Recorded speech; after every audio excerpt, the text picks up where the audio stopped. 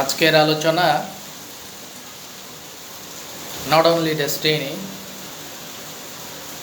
but also another few direct selling company in Bangladesh এবং আলোচনার প্রেক্ষাপট শুরু হবে 2010 সাল থেকে এবং আলোচনার শুরুটা যেই ব্যক্তিকে দিয়ে শুরু করব উনি হচ্ছেন দীর্ঘদিন ধরেই নেটওয়ার্ক বিজনেসের সাথে সম্পৃক্ত থাকা একজন ব্যক্তির কার্যক্রমকে ঘিরে এবং ওনার নাম জনাব আমিনুল ইসলাম।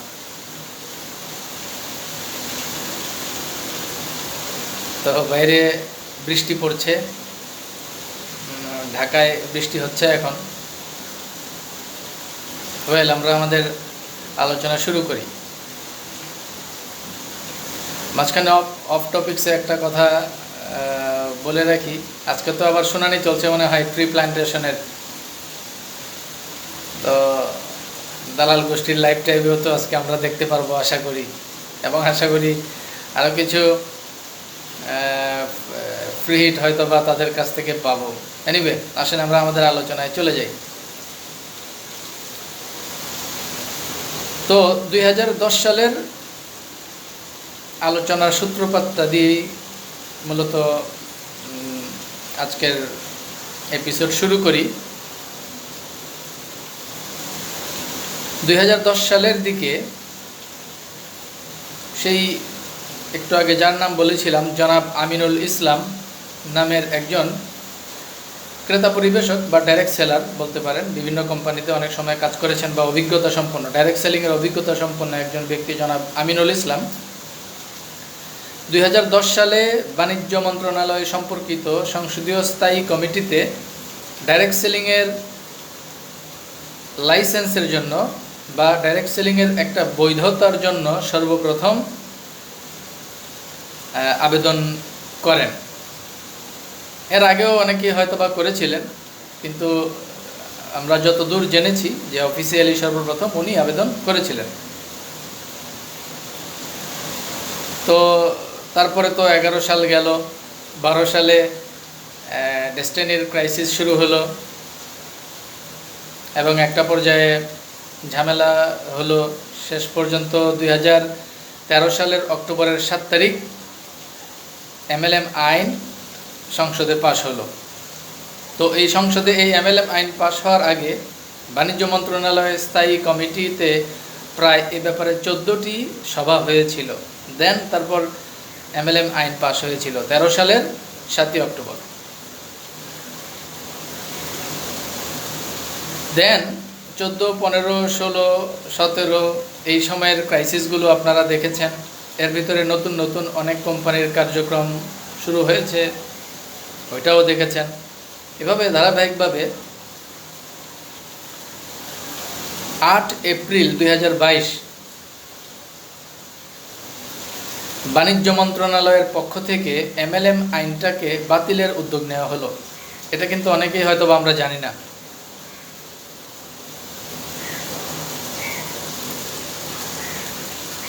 পরবর্তীতে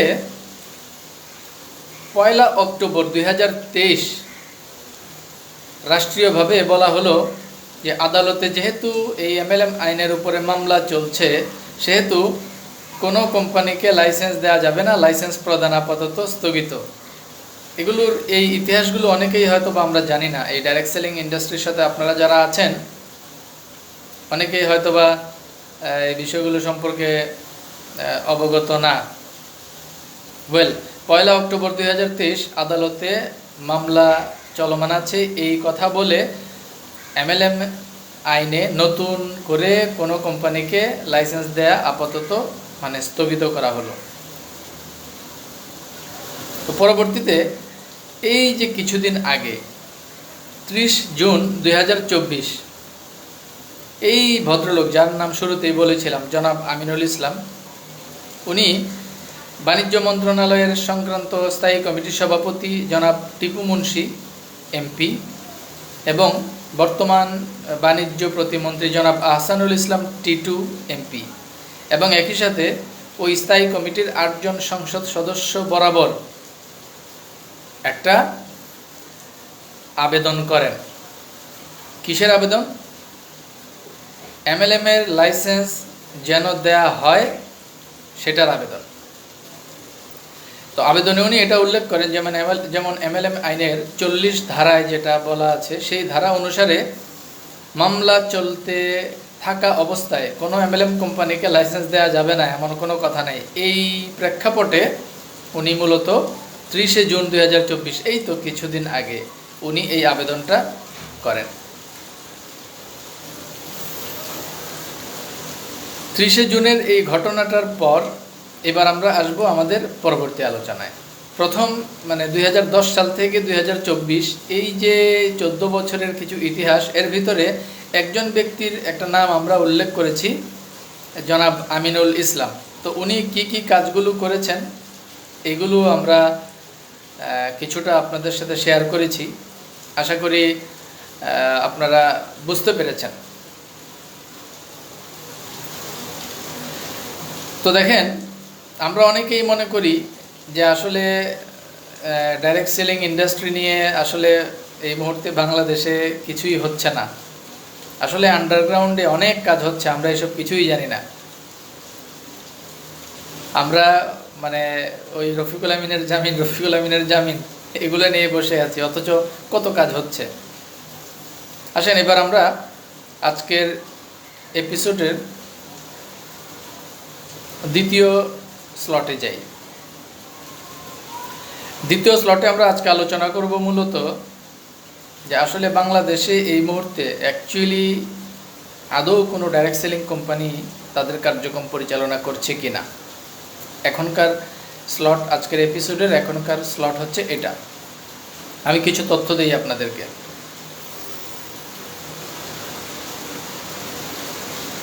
তিয়ানশির নাম তো আপনারা শুনেছেন, তিয়ানশি বাংলাদেশ লিমিটেড। এই তো এই মাসের প্রথম দিকে, এই জুলাইয়ের ফার্স্ট উইকে তিয়ানশি লিমিটেড তাদের প্রায় 100 ডিস্ট্রিবিউটরকে নিয়ে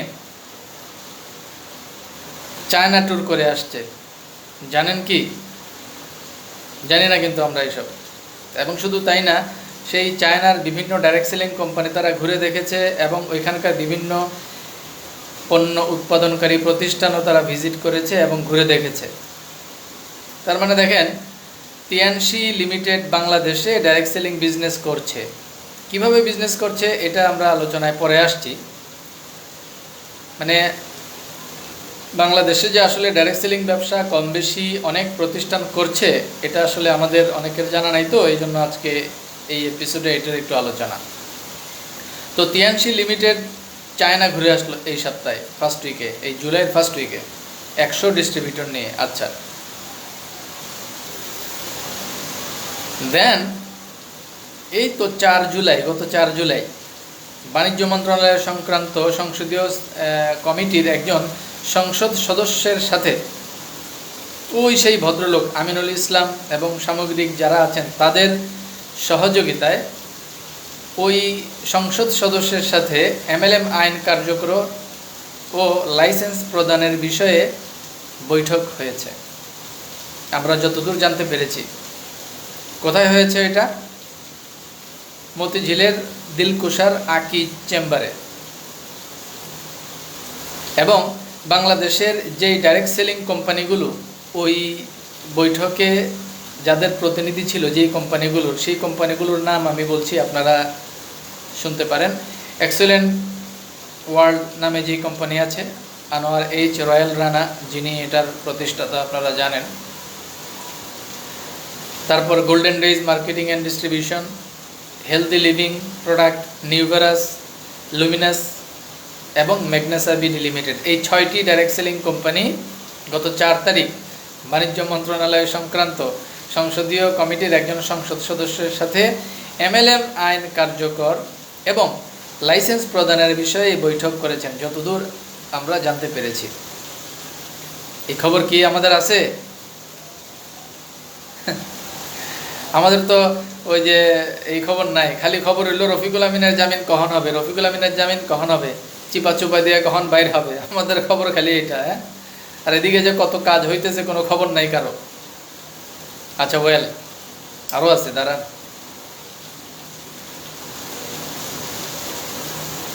5ই জুলাই এক্সিলেন্ট ওয়ার্ল্ড চট্টগ্রামের আরবি কনভেনশন হলে প্রায় 1000 লোকের একটা প্রোগ্রাম করেছে। এটা হয়তো বা সামাজিক যোগাযোগ মাধ্যমের কল্যাণে আপনারা দেখেছেন, যেখানে বিভিন্ন পদবি অর্জনকারী অনেকজন ডিস্ট্রিবিউটরকে, বেশ কয়েকজন ডিস্ট্রিবিউটরকে সেলিব্রেশন দেওয়া হয়েছে এবং ওইখানে ট্রেনিং সেশনও ছিল। তার মানে এই তো 5ই জুলাই এক্সিলেন্ট ওয়ার্ল্ড চট্টগ্রামে 1000-এর মতো ক্রেতা পরিবেশককে নিয়ে প্রোগ্রাম করেছে, সেলিব্রেশন প্রোগ্রামও করেছে। তাহলে আমরা কি দেখলাম, 1 তারিখে তিয়ানসি গেল তার শখানেক ডিস্ট্রিবিউটর নিয়ে চায়নায় ঘুরতে, তার মানে তিয়ানসি বাংলাদেশে ব্যবসা করতেছে, ঠিক কিনা। 4 তারিখে 6টা ডাইরেক্ট সেলিং কোম্পানি বাণিজ্য মন্ত্রণালয়ের সংসদীয় কমিটির একজন সংসদ সদস্যের সাথে MLM আইন কার্যকর এবং লাইসেন্স প্রদানের ব্যাপারে বৈঠকে বসলেন, এটাও আমরা জানলাম। তারপর 5 তারিখে 5ই জুলাই কি জানলাম, এক্সিলেন্ট ওয়ার্ল্ড চট্টগ্রামে 1000 বিনিয়োগকারী বা ক্রেতা পরিবেশকদের, ওখানে তো বিনিয়োগকারী নাই, তারা পণ্যভিত্তিক ব্যবসা করে, 1000 ক্রেতা পরিবেশককে নিয়ে তারা প্রোগ্রাম করেছে চট্টগ্রামে। আরও আছে। তারপর 6ই July Golden Days Marketing and Distribution নামে যে কোম্পানি, তাদের লিডার্স কনফারেন্স অনুষ্ঠিত হয়েছে মালিবাগে। তার মানে বাংলাদেশে এই গোল্ডেন ডেজ কোম্পানি তারাও কিন্তু ডাইরেক্ট সেলিং ব্যবসা করছে। কিভাবে ব্যবসা করছে সেটা হয়তো বা এটা আলোচনা শেষে আসব। ওই একই দিনে 6ই জুলাই ভেস্টিজ মার্কেটিং নামে যেই কোম্পানি আছে ডাইরেক্ট সেলিং কোম্পানি, তারা ওই একই দিন 6ই জুলাই এই মাসের 6 জুলাই কুমিল্লাতে 200 ডিস্ট্রিবিউটর নিয়ে তাদের লিডার্স কনফারেন্স করেছে। আচ্ছা, 6 জুলাই আরও একটা ডাইরেক্ট সেলিং কোম্পানির ইভেন্ট সংগঠিত হয়েছে, সেটা হলো ম্যাগনেসা। এই যে 6 জুলাই বরিশাল সদরে ম্যাগনেসা তাদের নতুন অফিসের উদ্বোধন করেছে, যেখানে প্রায় 100 খানেক ডিস্ট্রিবিউটর উপস্থিত ছিলেন। কি বুঝতেছেন, মানে বাংলাদেশে ডাইরেক্ট সেলিং বিভিন্ন কোম্পানি কম বেশি কাজ করতেছে তো নাকি। আচ্ছা, দেন আমরা 7ই জুলাই আসি। এই যে এই মাসের 7 তারিখ 7ই জুলাই GDM নামে একটা কোম্পানি আছে, ডাইরেক্ট সেলিং কোম্পানি, তারা তাদের লিডার্স কনফারেন্স করেছে মালিবাগ। আবার কুমিল্লায় 7ই জুন ডিএক্সএনের প্রোগ্রাম হয়েছে প্রায় 1000 ডিস্ট্রিবিউটরদেরকে নিয়ে, স্পেশাল ট্রেনিং প্রোগ্রামও ছিল, মেগা সেলিব্রেশনও ছিল। এবং আজকের ঘটনা বলছি, আজকে সন্ধ্যা 7টায় একটা মিটিং হওয়ার কথা। কিসের মিটিং? সন্ধ্যা 7টায় প্রায় বেশ কয়েকটি কোম্পানির প্রতিনিধিদের সমন্বয়ে সংসদীয় কমিটির সভায় ডিরেক্ট সেলিং ইন্ডাস্ট্রি সম্পর্কে তথ্য উপস্থাপনের জন্য একটা যৌথ সভার আয়োজন করা হয়েছে। এই কোম্পানিগুলো কি কি? ডিএক্সএন নাম শুনেছেন, direct selling company. Excellent World নাম শুনেছেন, ফরএভার লিভিং নাম শুনেছেন, Golden Days, then Healthy Living Products, Modern Herbal, নুভেরাস Bangladesh Limited, Luminous Product, Magnesa BD এবং তিয়ানসি বাংলাদেশ। তাহলে দেখেন আজকের ঘটনা, মানে 10টা ডাইরেক্ট সেলিং কোম্পানির প্রতিনিধিরা আজকে সন্ধ্যা 7টায় গুলশান 1-এর জব্বার টাওয়ারে একটা বৈঠকে বসতে যাচ্ছেন, যেই বৈঠকের মাধ্যমে ওনারা 10টি কোম্পানির প্রতিনিধি যারা আছেন ওনারা বাণিজ্য মন্ত্রণালয় সম্পর্কিত সংসদীয় স্থায়ী কমিটির কাছে ডাইরেক্ট সেলিং আইন কার্যকর বা মাল্টি লেভেল মার্কেটিং কার্যক্রম যেটা বা MLM আইন যেটা ওইটা কার্যকর এবং লাইসেন্স প্রদানের ক্ষেত্রে আবেদনের জন্য ওনারা আজকে বৈঠকে বসতে যাচ্ছেন। বুঝতে পারছেন? মানে বাংলাদেশে এই যে আমি গত 1-1.5 মাসের কিছু ঘটনা বললাম, গত 1-1.5 মাসের ঘটনাগুলোতে একটু দেখেন, আমি আবার একটু রিভিউ করি, আপনাদের বুঝতে সুবিধা হবে। দেখেন, 1 জুলাই তিয়ানসি গেল চায়নায় 150 ডিস্ট্রিবিউটর নিয়ে, তার মানে বাংলাদেশে তিয়ানসি ডাইরেক্ট সেলিং বিজনেস করতেছে, ভেস্টিজ মার্কেটিং বিজনেস করতেছে, golden days direct selling business করতেছে, GDM ডাইরেক্ট সেলিং বিজনেস করতেছে, DXN এর কথা তো বললামই, লুমিনাস তারা বিজনেস করতেছে, নিউভারাস তারা বিজনেস করতেছে, ম্যাগনেসা বাংলাদেশ লিমিটেড তারা বিজনেস করতেছে, হেলদি লিভিং প্রোডাক্ট, তারপর মডার্ন হার্বাল, তারপর আপনার ফরএভার লিভিং, তারা সবাই ব্যবসা করতেছে। তার মানে 10 থেকে 12টা কোম্পানির নাম আমি এই মুহূর্তে আপনাদেরকে বললাম, কিন্তু আরও এরকম আরও 10-12 বা আরও বেশি হবে কোম্পানি বাংলাদেশে ডাইরেক্ট সেলিং বিজনেস কিন্তু করতেছে। কিভাবে? আদালতে স্টে অর্ডার নিয়ে। মানে আপনি দুইভাবে, বাংলাদেশের আইন অনুসারে আপনি এখন দুইভাবে ডাইরেক্ট সেলিং বিজনেস করতে পারেন। এক, লাইসেন্স নিয়ে, যেটা এই মুহূর্তে লাইসেন্স দেওয়া হচ্ছে না কাউকে। 2, লাইসেন্সের আবেদন করে, মানে আপনি লাইসেন্সের আবেদন করলেন, পরবর্তীতে যতদিন পর্যন্ত আপনার লাইসেন্সটা গৃহীত না হবে অথবা রিফিউজ না হবে, কিছু একটা তো হবে, হয় লাইসেন্স হবে অথবা রিফিউজ হবে। আবেদন করলে ঘটনা তো এটাই ঘটে। তো আবেদন করার পর যতদিন পর্যন্ত লাইসেন্সটা পাবেন অথবা রিফিউজ না হবে, ওই সময়টুকুকে বলে স্টে অর্ডার। ওই স্টে অর্ডার নিয়ে কিন্তু এখন এই ডাইরেক্ট সেলিং কোম্পানিগুলো ব্যবসা করছে। তাহলে দেখেন, এই যে প্রায় 10-15টা ডাইরেক্ট সেলিং কোম্পানির নাম বললাম, তারা সবাই মিলে যা করছে বা করেছে গত 10 বছরে, তার চেয়ে 100 গুণ বেশি করে ফেলেছিল অলরেডি ডেস্টিনি 2012 সালের আগেই। ঠিক কিনা? তাহলে ডেস্টিনির কার্যক্রম এখন চলছে না কেন? এটার কারণ ডেস্টিনির মালিক পক্ষের ভেতরের সমস্যা। আরো স্পেসিফিকভাবে বললে রফিকুল আমিনের প্রবলেম। এই যে রফিকুল আমিনের যে দালালগুলো, এগুলো এক ধরনের কথা বলে, বাজারে একটা কথা ছড়ায় যে সরকার ডাইরেক্ট সেলিং বিজনেস করতে দিচ্ছে না, এরকম কথা বলে না, একটা মানে গাল গল্প কিন্তু দেয়।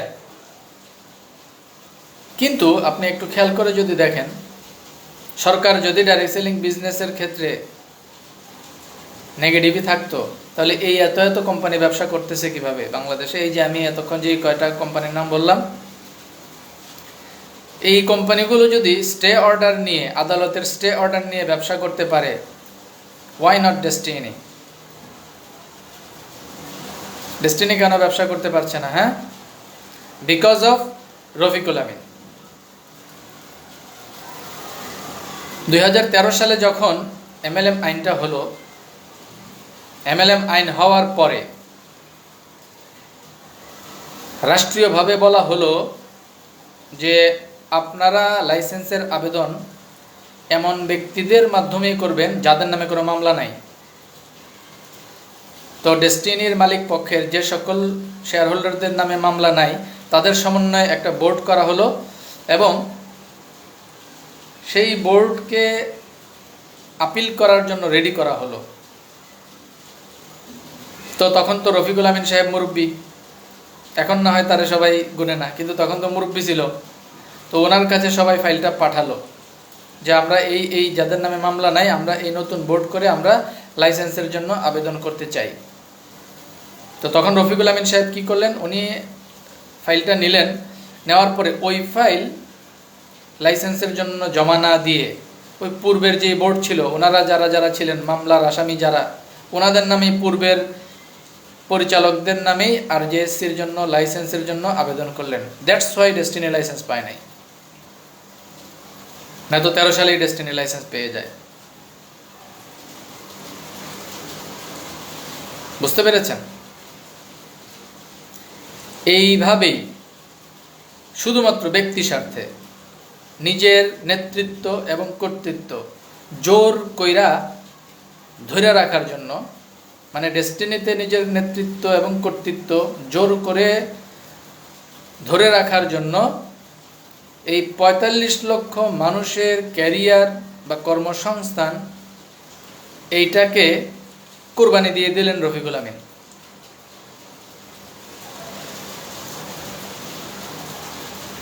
এই ডেস্টিনির তো PhD royal Rana, MH royal Rana, triple PhD Anwar H royal Rana, যিনি H রয়্যাল রানা। তো ডেস্টিনির ট্রিপল পিএইচডি হয়ে উনি যদি আজকে একটা কোম্পানি চালু করে সংসদীয় কমিটির সভায় আবেদনের জন্য কোম্পানি তৈরি করে ফেলতে পারে, তাহলে ওই ডেস্টিনির পিএইচডি যদি এটা পারে, তাহলে ডেস্টিনির মালিক পক্ষ কেন এখনো পারলো না, বা কেন আগে পারে নাই? বিকজ করে নাই।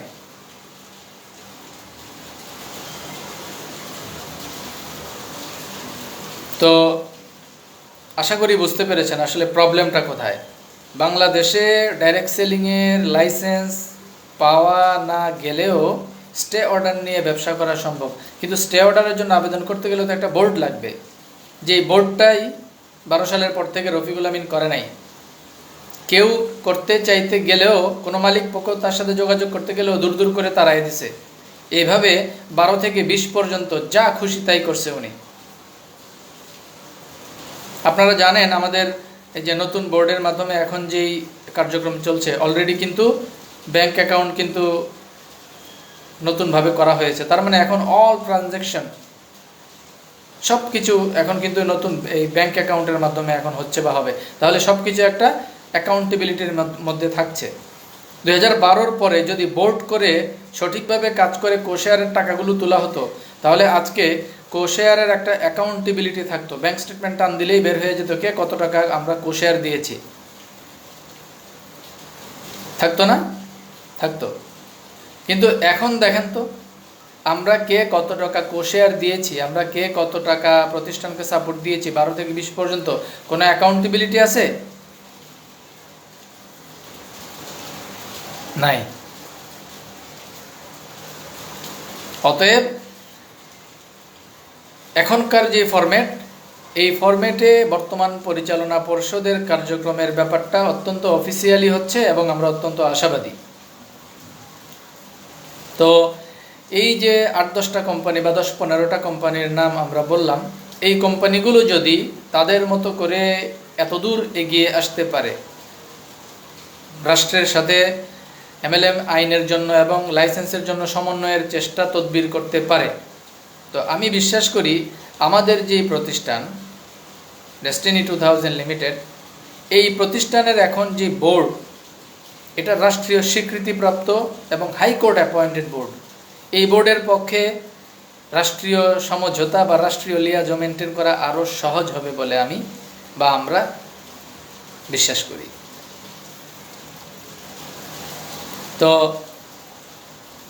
হাইকোর্ট অ্যাপয়েন্টেড বোর্ডের সকল সদস্যের প্রতি, সকল পরিচালকদের প্রতি আমাদের বিনিয়োগকারী হিসেবে আমরা বিনীত অনুরোধ করছি, আমাদের বিনিয়োগের নিরাপত্তার স্বার্থে এবং আমাদের কর্মসংস্থানের নিরাপত্তার স্বার্থে আপনারা হাইকোর্টের অ্যাপয়েন্টেড বোর্ডের পক্ষ থেকে আপনারাও যদি এভাবে রাষ্ট্রীয় লিয়াজও করেন, আমরা বিশ্বাস করি অলরেডি করছেন আপনারা, আমরা বিশ্বাস করি আপনারা হয়তো বা করছেন, তারপরেও আমরা আমাদের কনসার্ন বা আমরা আমাদের উদ্বিগ্ন মনোভাব আপনাদের সাথে শেয়ার করছি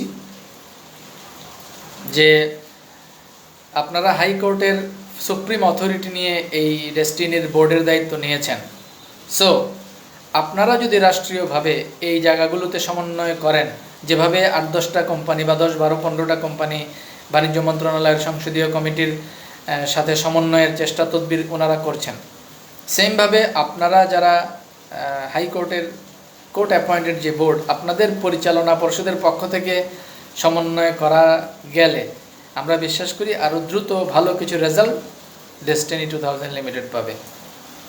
আর বাংলাদেশের লার্জেস্ট ডাইরেক্ট সেলিং কোম্পানি হিসেবে ডেস্টিনি 2000 লিমিটেডের নাম বলতেই হবে। তো সেই ক্ষেত্রে আমরা বিশ্বাস করি ডাইরেক্ট সেলিং ইন্ডাস্ট্রির যে কোনো কাজের ক্ষেত্রে ডেস্টিনিকে অবশ্যই 1 নম্বরে রাখতে হবে। তো এখন ওই মামলার আসামি যারা, তাদের মাল্টিপারপাসের রায়ে জেল জরিমানা কি হইল না হইল, এটা আমাদের বিনিয়োগকারীদের দেখার সময় নাই। ট্রি প্ল্যান্টেশনের মামলায় আসামিদের কি হইল না হইল, এটা আমাদের বিনিয়োগকারীদের দেখার সময় নাই। তার মানে আমাদের কি ধৈর্যচ্যুতি ঘটেছে? না। 2012 থেকে 24 দীর্ঘ 1 যুগ যদি আমরা ধৈর্যের পরীক্ষা দিতে পারি, আর তো মনে হয় ধৈর্যের পরীক্ষা দেওয়ার মতো প্রয়োজনীয়তা আছে বলে আমরা মনে করি না। 12 বছর ধৈর্যের পরীক্ষা দেওয়ার পরে কি আর ধৈর্যের পরীক্ষা দেওয়ার প্রয়োজন আছে? অতএব মামলার মতো চলুক। যারা মানে অপরাধ করেছেন, যারা অপরাধ সংগঠিত করেছেন, এটা প্রমাণিত হলে যাদের সাজা হওয়ার সাজা হোক। কিন্তু এই 45 লক্ষ মানুষের বিনিয়োগ এবং কর্মসংস্থান, এই ব্যাপারগুলো নিয়ে যেন ভবিষ্যতে আর কেউ ছিনিমিনি খেলতে না পারে, এ ব্যাপারে আমরা রাষ্ট্রীয় স্বীকৃতিপ্রাপ্ত হাইকোর্ট অ্যাপয়েন্টেড বোর্ডের কাছে আমরা বিনীত আবেদন করছি। এবং একই সাথে বর্তমান পরিচালনা পর্ষদের কার্যক্রমের ক্ষেত্রে আমরা বিনিয়োগকারী হিসেবে সম্পূর্ণ সমর্থন জানাচ্ছি। আপনারা এগিয়ে যান এবং একই সাথে রাষ্ট্রীয় পরিমণ্ডলে, রাষ্ট্রীয় অর্গানোগ্রামে লিয়াজো মেনটেন করার বিষয়ে যদি আপনাদের কোনো প্রয়োজনীয়তা বোধ করেন, আমাদের বিনিয়োগকারীদের কোনো প্রয়োজনীয়তা যদি বোধ করেন, আপনারা আমাদেরকে ডাকবেন, অবশ্যই আমরা আপনাদেরকে সহযোগিতা করব। তো শুরুতে যে ব্যক্তির নাম বলেছিলাম, জনাব আমিনুল ইসলাম, উনি সেই অনেক আগে থেকেই MLM বা ডাইরেক্ট সেলিংয়ের সাথে সম্পৃক্ত। তো আমরা খালি রফিকুল আমিন করি, আমরা মনে করি যে রফিকুল আমিন সব উল্টায় ফেলছে বাংলাদেশে। তো ডাইরেক্ট সেলিংয়ের ক্ষেত্রে রফিকুল আমিন ছাড়াও যে আরও অনেক ব্যক্তি নীরবে নিভৃতে কাজ করে যাচ্ছেন, এটাই কিন্তু আমরা অনেকেই জানি না। এই কারণেই আজকের আলোচনার শুরুতেই সেই আমিনুল ইসলাম ভদ্রলোকের নামটা নিয়ে আসলাম এবং উনি কি কি কাজগুলো করেছেন সেই বিষয়গুলো নিয়ে আসলাম। 1 অক্টোবর 2023 আদালতে যখন লাইসেন্স প্রদান স্থগিত করলো, তখন এই ব্যাপারে কেউ কথা বলে নাই। বা এর আগে 8 এপ্রিল 2022 বাণিজ্য মন্ত্রণালয় থেকে যখন MLM আইন বাতিলের একটা উদ্যোগ নেওয়া হলো, তখন কিন্তু কেউ কোনো ধরনের ভূমিকা রাখে নাই। তখন এই ভদ্রলোকই আপিল করেছেন, আমিনুল ইসলাম নামে যে ভদ্রলোক। এবং এই গত 30 জুনও কিন্তু উনি বাণিজ্য মন্ত্রণালয়ের স্থায়ী কমিটি, যিনি সভাপতি MP জনাব টিপু মুন্সি এবং বাণিজ্য প্রতিমন্ত্রী জনাব আহসানুল ইসলাম টিটু MP এবং একই সাথে স্থায়ী কমিটির 8 জন সদস্য বরাবর উনি আবেদন করেছেন এবং ওনার ওই আবেদনটা গৃহীত হয়েছে, মানে রিসিভ করেছে 30 জুন 2024। তো এই রকমভাবে যারা নীরবে নিভৃতে বাংলাদেশে ডাইরেক্ট সেলিং ইন্ডাস্ট্রির ডেভেলপমেন্ট এবং প্রতিষ্ঠার ক্ষেত্রে কাজ করে যাচ্ছেন, আমরা ধীরে ধীরে ওনাদেরকেও আমাদের বিভিন্ন প্রোগ্রামে নিয়ে আসার চিন্তাভাবনা করছি এবং আপনাদেরকে ওনাদের কার্যক্রম জানানোর চেষ্টা করব এবং ওনাদেরকে আপনাদের সাথে পরিচয় করিয়ে দেওয়ার কিছু পরিকল্পনা আমাদের আছে। তো সবশেষ আলোচনা দিয়ে শেষ করব। আমি প্রায় যে একটা কথা বলি যে আসলে ডেস্টিনিতে যেই ব্যক্তি স্বার্থের জন্য কাজ করতে চেয়েছে সেই ধরা খেয়েছে। আমরা 12 সাল থেকে 24 এক যুগে আমরা দেখেছি, যিনি ব্যক্তি স্বার্থে কাজ করতে চেয়েছে তিনিই ধরা খেয়েছে। রফিকুল আমিনের মতো এক সময়কার দোর্দণ্ড প্রতাপশালী ব্যক্তি এখন কিন্তু বিড়ালের মতো মিউ মিউ করতেছে। বিকজ অফ উনি ওনার ব্যক্তি স্বার্থে যখন ডেস্টিনিকে বিলুপ্ত করে নতুন কোম্পানির প্রতিষ্ঠার চেষ্টা করলো, ওই অনৈতিক সিদ্ধান্তের পর থেকে কিন্তু ওনার পতন শুরু হয়েছে। তো রফিকুল আমিনের মতো ব্যক্তি এখানে ব্যক্তি স্বার্থ হাসিল করতে যে কট খেয়ে গেছে। অতএব এখানে ব্যক্তি স্বার্থ যেই হাসিল করতে যাবেন উনি কিন্তু কট খেয়ে যাবেন। অতএব রফিকুল আমিনের যে সকল দালালেরা এখনও বিভিন্নভাবে ব্যক্তি স্বার্থ হাসিলের জন্য সদর বদর করতেছেন, বিভিন্ন বোর্ডের মধ্যে থেকে বা মাল্টিপারপাসের কমিটিতে থেকে বা এই যে হাবিজাবি আছে না, সদর বদর করতেছেন, লাইভ টাইপ করতেছেন, করেন। ব্যক্তি স্বার্থের চেষ্টা করে অতীতে কার কি ঘটনা ঘটছে, কার কি পরিণতি হয়েছে তো দেখছেন। তো এটা মাথায় রেখেই চিন্তা ভাবনা করেন। আর বিনিয়োগকারীদেরকে বলবো যেটা, যে আপনারা সবার কথাই শুনবেন। মানে যাকে ভালো লাগে তার কথাও শুনবেন, যাকে ভালো লাগে না তার কথাও শুনবেন, মানে সবার কথা শুনবেন। যাকে মনে করেন ভালো তার কথাও শুনবেন, যাকে মনে করেন চোর বাটপার তার কথাও শুনবেন, ধান্দাবাজ যাকে মনে করেন তার কথাও শুনবেন। সবার কথাগুলো শুনে এই সমস্ত কথাকে এক টেবিলে রাখবেন, রাখার পর স্টাডি করবেন। করলেই আপনি দেখবেন যে অ্যাকচুয়াল যেই তথ্যটা বা অ্যাকচুয়াল মেসেজটা আপনি বুঝে নিতে পারবেন। তো যাই হোক, আমাদের আজকে যে 10-12টি কোম্পানি, যে 10-12টি ডাইরেক্ট সেলিং কোম্পানি সংসদীয় কমিটির সভায় আবেদনের জন্য আজকে বৈঠকে বসবে, সেই 8-10টি কোম্পানির প্রতিনিধিদের প্রতি শুভকামনা রইল।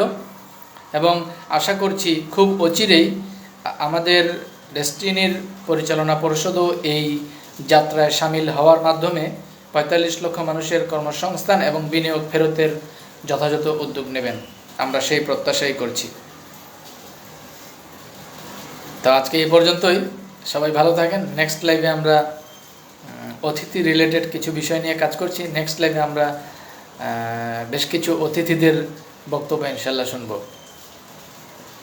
তো সবাই ভালো থাকেন, সুস্থ থাকেন।